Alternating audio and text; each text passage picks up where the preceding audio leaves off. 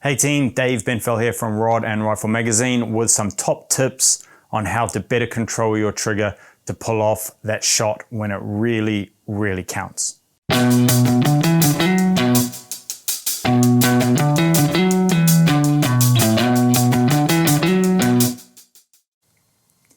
The reason we're bringing this to you now is because this can be practiced in the home or in the garage as long as you are adhering to the 7 firearms safety rules. The hard work with trigger control is not done when you're out hunting, it's done back here. And so what I'm about to show you is something you can easily practice if you're someone like me who doesn't have access to hunting over this current COVID-19 lockdown. So let's get into it. So you're getting ready to take that shot. Everything is perfect. You're happy with your position. You're happy with your breathing, your sight alignment. Everything is good to go. The last thing you need to do is release that shot. That to me is a really big reason why people felt like they released a good shot, but they don't get the result they want on the target, and that is the trigger control. It's the last physical movement you make as you release that shot. If you have any errors in it, the errors translate onto the target, and as the distance goes back, the error gets bigger and bigger. Okay, so it's important to know what we're trying to do and how we're going to do that. I'm going to talk in main principles here. There's lots of different types of shooting disciplines. There's lots of different shooting positions. There's lots of different types of rifle. There's different sizes of people with different sizes of hands. So we're going to talk about the main principles here. The first main principle, what you're trying to do is you are trying to release that trigger, depress the trigger with the minimum, absolute minimum amount of disturbance to the crosshair, the rifle, the sight picture as is possible. So what's important to remember through doing that is it has to be smooth. I want you to depress the trigger all the way to the rear, and I want it to be done in a smooth and controlled manner. I also want it to be done in a straight line directly back through the line of the rifle and into your shoulder. Any sort of lateral or sideways depression of the trigger is going to cause an error.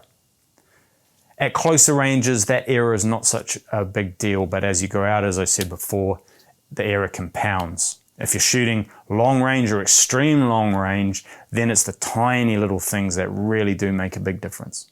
Okay, so let's get down behind the rifle and I'll show you a couple of things I'd like you to focus on. Okay team, what I'm about to show you is a small part of my pre-shot routine.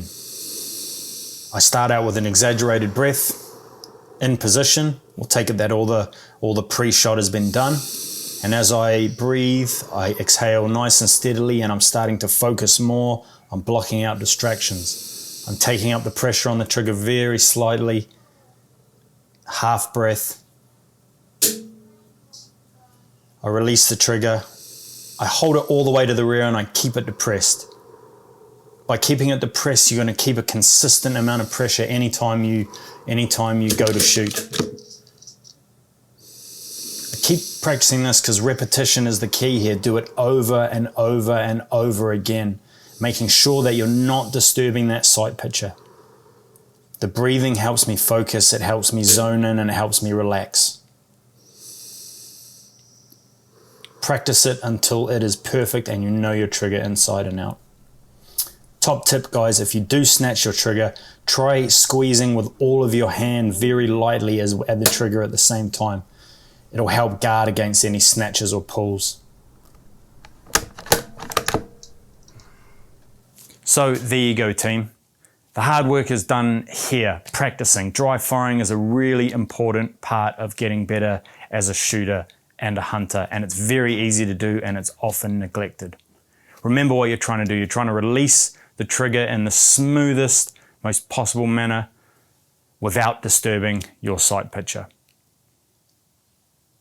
The trigger needs to be pulled straight back.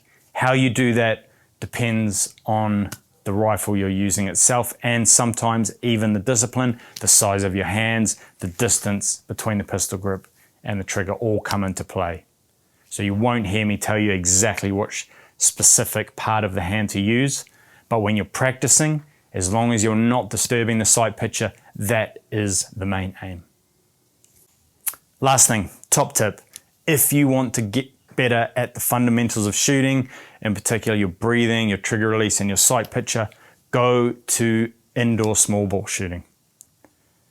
The aim of the game is to hit that tiny little pinhead 10 times out of 10 shots at 10 meters, I think it is. Trust me, you are not as good as you think you are.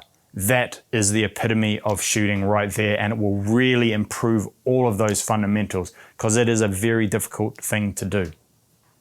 When we are finally allowed back out in our public land, please remember, always identify your target beyond all doubt. Stay safe, make good decisions, and enjoy. Quick word about our sponsors, guys. I know some of you don't like seeing sponsors on those videos, but please realize without the sponsors coming in and financing it, these videos don't get made, and that goes across the board around New Zealand. Our sponsor today is Backcountry Meals, fantastic company. They've helped us out a lot over the years, and they even sponsor a charity which I help run, which helps veterans get into the outdoors. If you don't know much about Backcountry Meals, they are dehydrated, lightweight meals which you can carry on any adventure in the outdoors. Really good. There's a flavor there for everyone. Not everybody will eat all of the meals, but my favorite is the apple pie, which I could eat all day, every day.